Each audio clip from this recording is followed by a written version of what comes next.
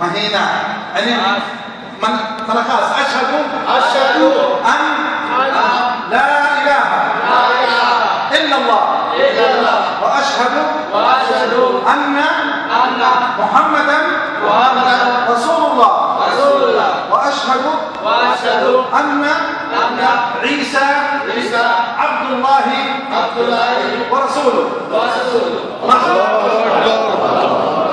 أنا مغلوب. ما شاء الله ما شاء الله. نسأل الله لنا ولهم الثبات. اللهم آمين يا رب. Okay my brother. Sabay. Make it manakas. أشهد أن لا إله إلا الله وأشهد أن محمدا رسول الله وأشهد أن عيسى عبد الله ورسوله. طبشنا. Next. Another group.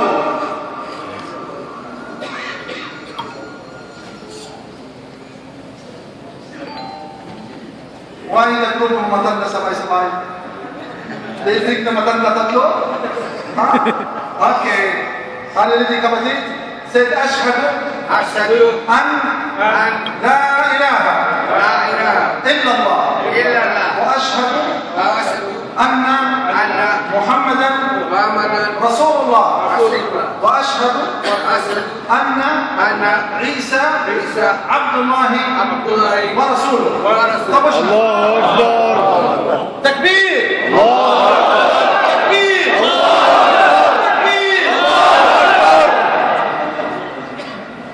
ما كبتين دقيقة بس نرجع للجماعة. السلام عليكم ورحمة الله وبركاته. السلام عليكم. شو اسمع شو الكاميرا عشان في فوتو. लेकिन ये जो प्रोग्राम था गुजरात का 63 आदमी की 63 तमाम सिद्धून इधर सिर्फ हाजिरी हुई ये तरह बाकी रह गए। तो एक ही महफिल से इतना लोग अल्हम्दुलिल्लाह अल्लाह की जो दीन है इसकी तरफ निकल आए और कह रहे हैं कि तनाव में 1 करोड़ 20 लाख मुसलमान लगता है अभी नया मुसलमानों का इजाफा के साथ इतना आदत हुआ है और अभी बढ़ता जा रहा है। अल्लाह मुसलमानों का आदत भी बढ़ा है और ईमान भी बढ़ा है और सच्चाई का अकीदा है। তাহলে ঘটনা হলো যে এরা 13 এখানে আসছে 63 জন মূলত ওরা এক প্রোগ্রামে তারা মুসলমান হয়েছে। আর উনি বললেন যে মিন্দানামে এখন মুসলমানের সংখ্যা 1,20,00,000 এবং এটা দিন দিন বাড়ছে। কারণ এই যে নতুন মুসলমান যুগ হচ্ছে তো এটা হলো ইসলামের জন্য একটা বিরাট আমাদের জন্য একটা সুসংবাদের ব্যাপার। আমরা কি পরিমাণ ইসলামের মধ্যে আসি এই যে আজকে প্রথম মুসলমান গিয়ে মেলাদ করে নির্ধারণ করে রোজা রাখছে শাবানের যে সুন্নতি রোজা তারা অনেকেই রাখে বেদাতি রোজা একটা ঠিক করে রাখছে। আমাদেরকে খাঁটি ইসলাম সঠিক ইসলাম ফলো করা দরকার এবং অন্যান্যদেরকে আমাদের চরিত্র দিয়ে তাদেরকে এদিকে আহ্বান করা প্রয়োজন। और खुदा भाई के लिए ऐलान है कि अभी आप लोगों का प्रोग्राम अल्हम्दुलिल्लाह जो पहले से चालू है ये आप दोबारा शुरू होता जाएगा इंशाअल्लाह। यहाँ से खत्म हो गया ये प्रोग्राम अभी आपका प्रोग्राम शुरू हो जाएगा। जितने भाई कुछ समझते हैं वाले बांग्लादेशी भाई भी समझते हैं हमारे भाई जरा सभी बसবেন अभी प्रोग्राम शुरू हो जाएगा। अस्सलाम वालेकुम।